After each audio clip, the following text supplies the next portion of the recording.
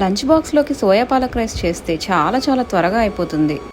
ఒక పాన్ తీసుకొని అందులో కొంచెం నూనె పోసుకున్న తర్వాత కొంచెం వేడయ్యాక ఇంకా అందులో జీడిపప్పు, మసాలా దినుసులు, ఇంకా ఉల్లిపాయలు కొంచెం బాగా వేయించుకోవాలి. బాగా దూరగా వేయించుకోవాలి. తర్వాత పచ్చిమిరపకాయలు కూడా వేయించుకోవాలి. అందులో కొన్ని బంగాళదుంప ముక్కలు కూడా వేసుకొని వేయించుకోవాలి.